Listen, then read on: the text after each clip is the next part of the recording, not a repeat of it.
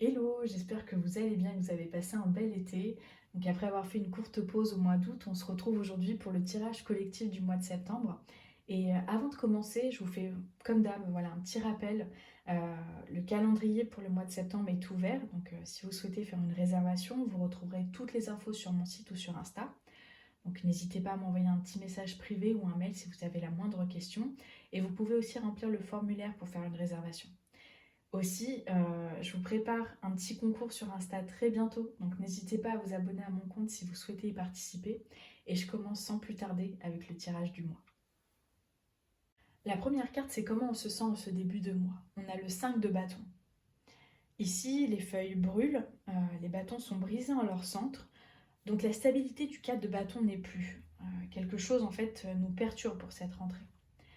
Ça peut représenter le fait de reprendre le travail en étant déjà épuisé parce que ces vacances n'ont pas été de tout repos peut-être, voire ont été éreintantes.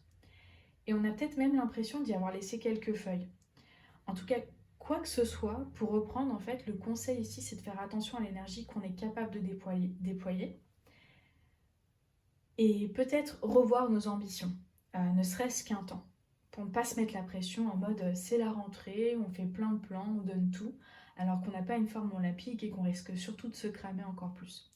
Donc on y va doucement et surtout on ne se compare pas aux autres.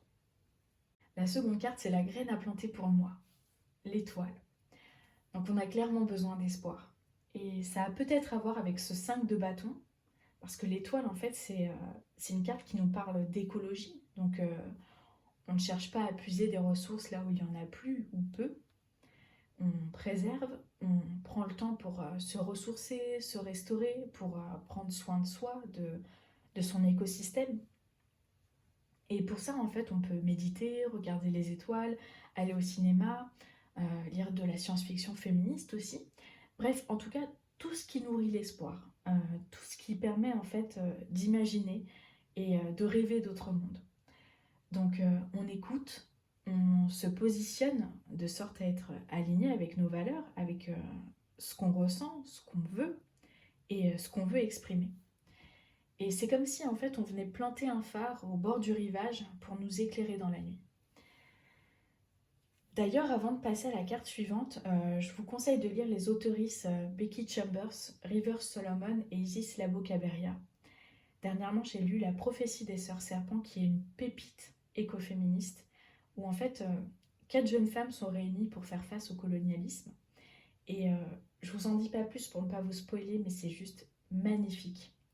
Et si vous l'avez déjà lu, n'hésitez pas à me dire ce que vous en avez pensé, parce que cette lecture, en fait, c'est vraiment un énorme coup de cœur. Je passe à la troisième carte, et c'est ce qui peut être accueilli en septembre. On a la force. Ici, je vois la force comme une carte de soutien. Quand on n'y arrive plus, quand on est fatigué, quand on se sent triste, on cherche des moyens pour aller mieux. Donc avec la force, on a un soutien extérieur ici. Donc ça peut être un ou une amie, un membre de sa famille, de sa communauté ou même une structure. En tout cas, quelqu'un ou quelque chose sur lequel on peut se reposer et exprimer ce qui nous habite euh, et qui peut-être en fait nous fait vaciller et perturbe justement nos fondations comme on a pu le voir avec ce 5 de bâton. Avec cette carte, on est vraiment encouragé à demander de l'aide.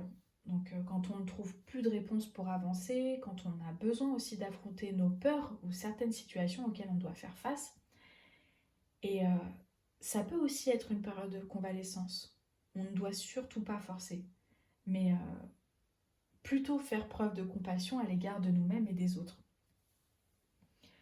On peut également aussi profiter de cette période voilà, pour laisser nos émotions s'exprimer de façon créative, comme à travers la photographie, l'écriture, la peinture, etc.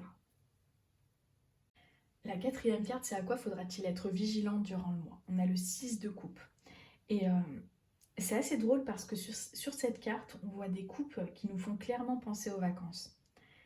Alors peut-être qu'on regrette déjà l'été, qu'on est déjà en train de planifier les prochaines vacances sans vraiment être présente ici et maintenant.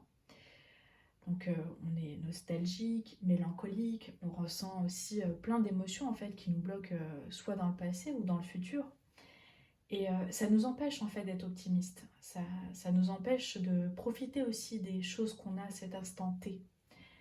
C'est aussi une façon de nous rappeler qu'il y a d'autres manières de se ressourcer, de prendre soin de soi, comme être simplement avec les gens qu'on aime, et de prendre conscience qu'on n'est pas seul face à l'adversité, que la joie, la force se trouvent aussi à nos côtés. La dernière carte, c'est les ressources sur lesquelles s'appuyer. On a la carte du soutien. Puisqu'ici, une chèvre soutient son chevreau, ça rejoint en fait ce que je disais précédemment avec la carte de la force, et on nous rappelle clairement qu'on n'est pas seul. Et voir qu'on doit même se tourner vers nos proches, vers des personnes ressources pour nous aider à dépasser certains obstacles. Avec cette carte, en fait, on peut également s'inspirer de nos ancêtres, de nos artistes préférés aussi, pour tenir et trouver du courage. Et il y a une forme de courage, je trouve, en fait, à demander du soutien pour trouver de la stabilité dont on a besoin. Voilà, j'espère que ce tirage vous parle et vous apportera des clés pour le mois de septembre. N'hésitez pas à me laisser un petit commentaire, à liker et à partager s'il vous a plu. N'oubliez pas aussi le concours sur Insta qui arrive très vite.